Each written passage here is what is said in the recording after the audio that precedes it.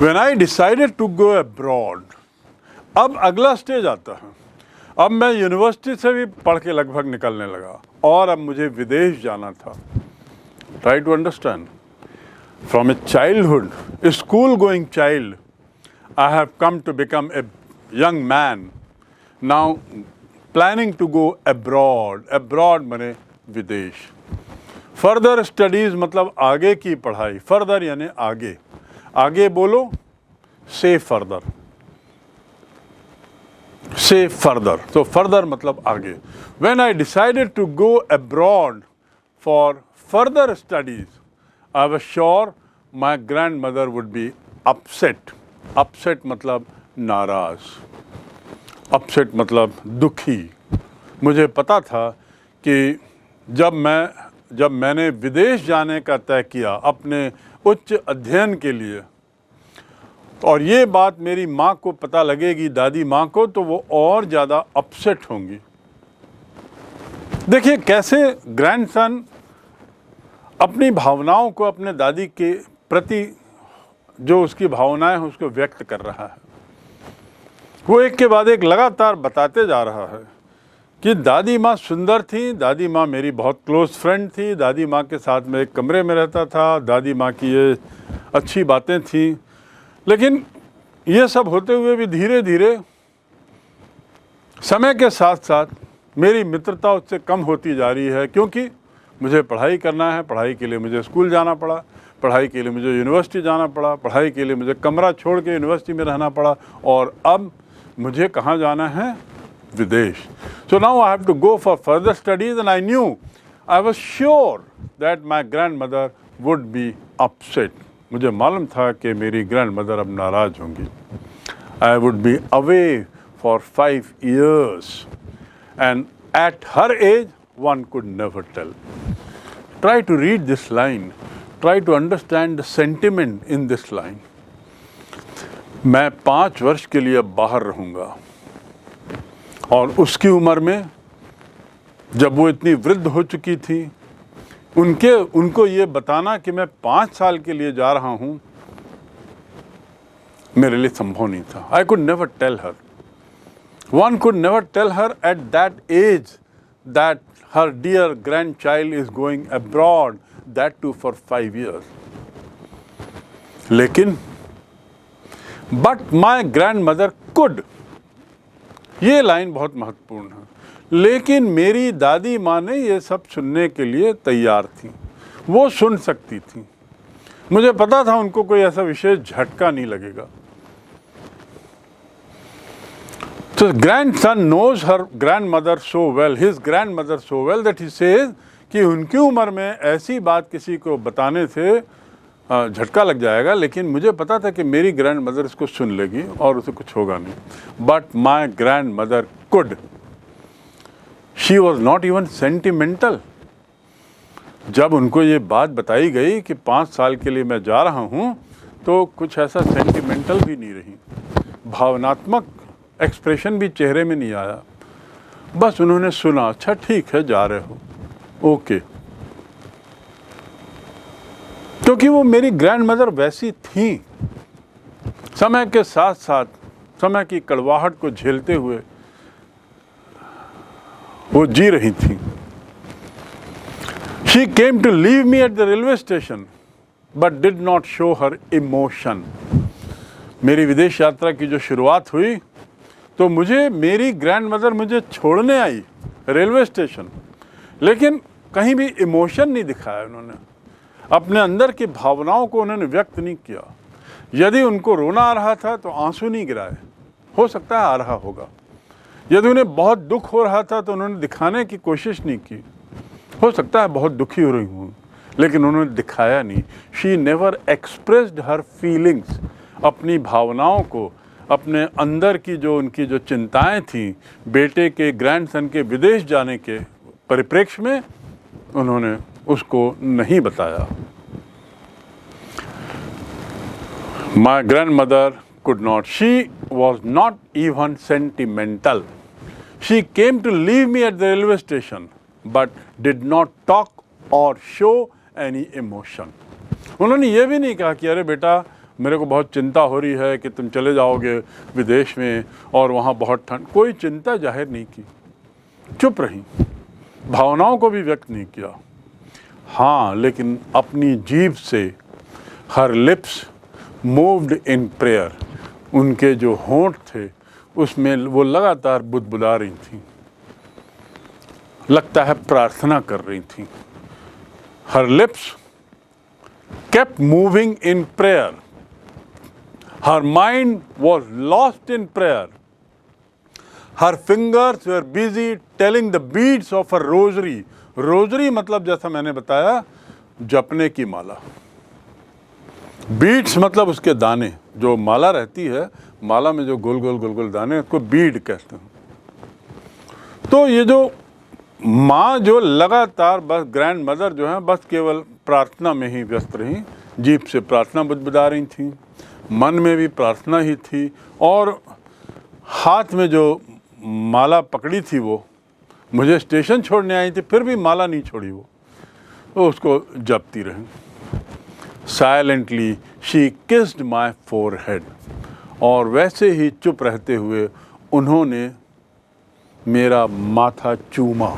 Forehead, FORE, four, आगे का, सिर के आगे का हिस्सा, हेड माने सिर, फोर माने आगे, तो she silently touched my, kissed my forehead, और उन्होंने बड़े शांत तरीके से, बड़े धीरे से मेरे माथे को चूमा। एंड व्हेन आई लेफ्ट, और फिर जब मैं उसके बाद ट्रेन में बैठ गया और ट्रेन चली तो मैंने माथे को छुआ तो वो मॉइस्ट था। And when I left I cherish the moist imprint as perhaps the last sign of physical contact between us. इस पंक्ति को भी खास देखें। माँ ने मुझे, ग्रैंड मदर ने मुझे छुआ, मेरे माथे को चूमा, और उसके बाद जब मैं ट्रेन की ओर चला तो अचानक मेरा हाथ उस हिस्से पर, उस जगह पर हुआ जहाँ पर माँ ने मुझे किस किया था। वो थोड़ा सा गीला था, मॉइस्ट, MOIST, मॉइस्ट माने आर्द्रता होना, नमी होना। वहाँ आर्द्रता और नमी क्यों थी माथे के उस हिस्से में? क्योंकि वहाँ माँ ने अपनी होठों से, दादी माँ ने अपनी होठों से मुझे चूमा था। तो जैसे ही मेरा हाथ वहाँ पहुँचा, उस क्षण को, उस जगह को, उस फीलिंग को मैंने बहुत चेरिश किया। चेरिश करना मतलब तीव्र स्नेह। तो I cherish that moment as perhaps means शायद, as perhaps the last sign of physical contact. शायद वह जो माँ का जो चूमना था, दादी माँ का, शायद वह मेरे लिए आखिरी क्षण था हम दोनों के बीच में किसी तरह के शारीरिक कांटेक्ट का, एक दूसरे के शरीर को छूने का। शायद ये आखिरी मेरा अनुभव, ऐसा मुझे लगा। Silently she kissed my forehead and when I left I cherished the moist print as perhaps the last sign of physical contact between us. ऐसा लगा कि शायद ये जो किस है माँ का, ये शायद अंतिम संपर्क, शारीरिक संपर्क है, कांटेक्ट हुआ है। याद रखेंगे ये लाइन, क्योंकि आगे कहानी इसी के साथ किस दूसरी दिशा में बढ़ती है। But that was not so, लेकिन ऐसा नहीं था। ये है दूसरा टर्निंग पॉइंट। मैं जो सोचता था कि माँ का जो किस है और जो मॉइस्टनेस है, जो नमी है, जो आर्द्रता यहाँ पर आई है उनके होंठ से किस करने के कारण, वो शायद मेरा आखिरी कांटेक्ट है। ऐसा करके मैं ट्रेन में बैठ गया, ट्रेन चल पड़ी। लेकिन ऐसा नहीं था। But that was not so. After 5 years I came back home and was met by her at the station. उसी स्टेशन पर फिर मेरी ग्रैंड मदर मुझे मिली। 5 साल बाद जब मैं वापस आया अपनी पढ़ाई पूरी करके विदेश से, मेरी ग्रैंड मदर सामने खड़ी थी रेलवे स्टेशन में मुझे लेने के लिए। After 5 years I came back home and was met by her at the station. She did not look a day older. एक दिन भी ज़्यादा वृद्ध नहीं लग रही थी। यानी उतनी ही वृद्धा दिख रही थी जितनी 5 वर्ष पहले थी। और ग्रैंडसन तो शुरू से कह रहा है कि पिछले 20 साल से मेरी दादी माँ जैसी दिखती थी वैसे ही दिख रही हैं, कोई अंतर नहीं आया है।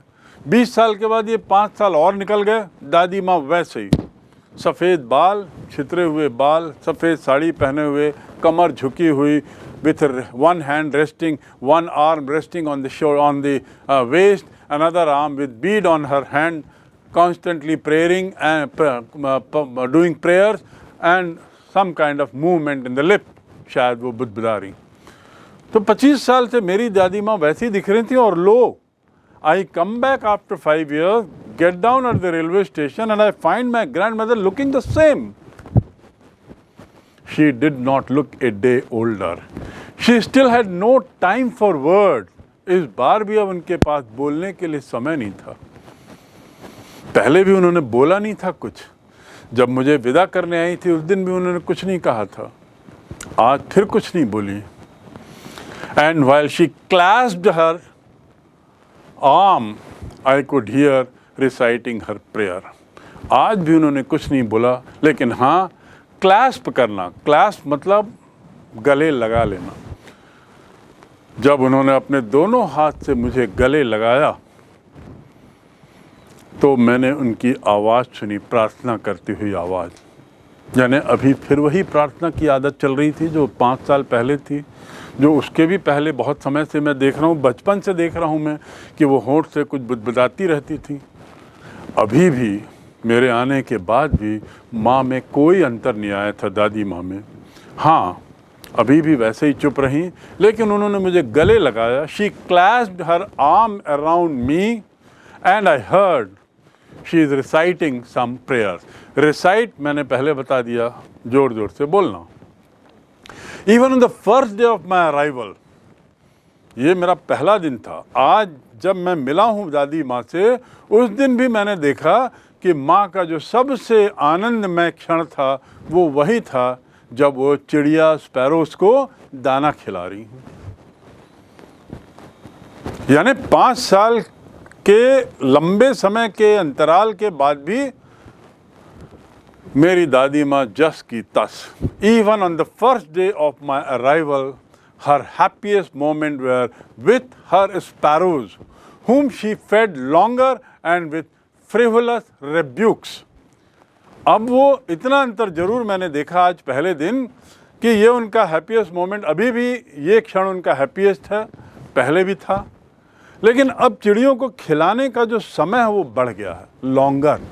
Now the time is longer. और साथ ही जब तब झड़क देती थी, फ्रिवोलस रेब्यूक, रेब्यूक करना मतलब झड़कना, फ्रिवोलस मतलब अनर्थक, व्यर्थ का।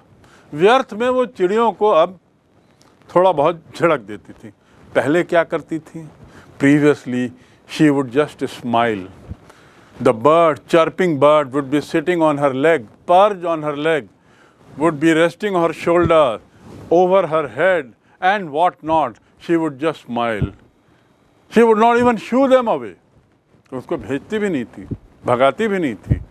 But this time I found some change. Not that she had become something else. She had started giving more time to the bird, and secondly, she had started feeling, I mean, एक थोड़ा सा नाराज़गी दिखाती थी, थोड़ा सा झड़क देती थी चिड़ियों को, अब वो चेहरे में स्माइल नहीं थी. She would feed the birds longer with frivolous. Frivolous मतलब व्यर्थ. This is your frivolous effort. ये तुम्हारा व्यर्थ का प्रयास है. Effort यानी प्रयास. This is a frivolous exercise. ये व्यर्थ का प्रयास है. And frivolous rebuke मतलब व्यर्थ की बड़बड़ाहट. ये पहले दिन की घटना है. कौन सा पहला दिन? जब ग्रैंडसन वापस आता है 5 साल बाद और जो दृश्य देखता है उसका विवरण है. Now let us move to the next stage of the story. In the evening, a change came over. एक चेंज तो मैंने दादी माँ में देखा था कि वो अब चिड़ियों को ज़्यादा समय देने लगी और थोड़ा उनको झड़कने भी लगी थी. But in the evening, a change came over. एक बदलाव आया शाम को. क्या हुआ? She did not pray. Remember, she did not pray. आज पूजा नहीं की वो। She collected the women of the neighbourhood. Neighbourhood मतलब आस पास की महिलाओं को उन्होंने बुलाया। Got an old drum and started to sing. एक पुराना ड्रम बुलाया और गाने लगी। I repeat it. In the evening, a change came over. She did not pray. She called the women who were around her house in the neighboring area, made them sit, brought a drum, and that too an old drum, and started beating that drum and started singing something. That went on for many hours. She did that for several hours and thumped the sagging, और उसको thump किया, बहुत समय तक ये किया और उसको थंप करती रही। And thumb the sagging skin of dilapidated drum. Sagging मतलब कमजोर होता हुआ, ढीला होता हुआ, और डिलैपिडेटेड मतलब डिलैपिडेटेड बहुत कमजोर। ड्रम जो बहुत कमजोर हो चुका था, ड्रम की चमड़ी जो थी, sagging skin of dilapidated drum, बहुत सुंदर शब्द है। वो जो ड्रम था उसकी जो चमड़ी थी जिसको पीटा जाता है, वह चमड़ी बहुत पतली हो चुकी थी, बहुत कमज़ोर हो चुकी थी, बहुत पुरानी हो चुकी थी और शायद फट भी चुकी थी। ऐसे ड्रम को वो कई घंटे तक पीटती रहीं और गाते रहीं। एंड क्या गाई? होम कमिंग ऑफ वॉरियर्स के गाने। वॉरियर्स माने योद्धा। योद्धा लोग जब लड़ाई से वापस आते हैं तो परिवार वाले खुशी में जो गाना गाते हैं, मानो मेरी ग्रैंड मदर वैसी ही शाम को बहुत लंबे समय तक ड्रम पीट पीट कर गाना गाते रहीं। और उनके श्रोता कौन थे? कौन सुन रही थे वो गाना? उनके गानों को उनकी पड़ोसी की बैठी हुई महिलाएं, जिसको उन्होंने बुलाया था। तो ये एक चेंज मैंने आज देखा अपनी दादी माँ में। The grandson says, I saw one change in my Dadi Ma in the evening today when instead of prayers, she called up my neighboring woman, other neighboring woman, made them sit, brought an old drum, started beating that drum, which was very old, very weak kind of drum, started beating drum for hours together. Those songs were about homecoming of warriors. Dilapidated. उच्चारण सुनिएगा, dilapidated. इसका असली अर्थ है कृशकाय, बहुत दुबला पतला। तो जो स्किन ऑफ द ड्रम है, ड्रम की चमड़ी, उसका स्किन जिस पर हम पीटते हैं, ठोकते हैं, वो बहुत पतला हो गया था, जर्जर हो चुका था। डिलैपिडेटेड का अर्थ जर्जर भी। इतने लंबे समय तक, जैसा मैंने कहा कि she kept on singing for hours together, then we had to persuade her to stop. हमें माँ को परसुएड करना पड़ा, फिर उनको बार बार मनाना पड़ा, उनको समझाना पड़ा कि अब ज़्यादा स्ट्रेन मत करो, अवॉइड करो स्ट्रेन मत करो। स्ट्रेन करना मतलब ज़्यादा जोर देना। अपने शरीर को अब ज़्यादा जोर मत दो। दादी माँ तो अपने ग्रैंडसन के आने की खुशी में आज उन्होंने अपना रूटीन बदल दिया था। Instead of prayers, now she had called the women, playing the drums, singing songs which are normally sung for warriors after they come back home after the war. And for hours. So we all decided, we all started persuading her. उन्हें समझाने बुझाने की कोशिश की हमने। We all started persuading her to stop. Why? Don't overstrain yourself. अपने को ज़्यादा कष्ट मत दो, तकलीफ मत दो। बहुत देर से गा रहे हो दादी माँ, अब रुक जाओ। That was the first time since I had known her that she did not pray. ये पहली बार था जब से मैं जानता हूँ जब आज शाम को उन्होंने प्रार्थना नहीं की। That was the first time Since I had known her that she did not pray, अब उन्होंने प्रार्थना नहीं की शाम को, ये पहली बार ऐसी घटना हुई जब से मैं जानता हूँ। The next morning she was taken ill. अगले दिन सुबह, to take ill मतलब बीमार पड़ जाना, to take ill, ill माने बीमारी, ill माने बीमार, और बीमार पड़ जाना मतलब टू टेक इल। यदि केवल टेक शब्द लें, टू टेक मतलब लेना, लेकिन इल के साथ यदि जुड़ता है तो टू टेक इल मतलब बीमार पड़ जाना। My grandmother was taken ill, she fell ill, बीमार पड़ गई। It was a mild fever and the doctor told us that it would go. जब सुबह हुई, रात में इतने लंबे समय तक गायन के बाद वो सोई होंगी, सुबह हुई तो उनकी तबीयत थोड़ी ठीक नहीं लग रही थी, थोड़ा बीमार लग रही थी, उनको हल्का बुखार था, mild fever. It was not a strong fever, it was a mild fever and the doctor told us that it would गो। हम डॉक्टर के पास गए और डॉक्टर से पूछा तो डॉक्टर ने कहा चिंता मत करो, ये चला जाएगा, बुखार माइल्ड है, ज़्यादा चिंता की बात नहीं है।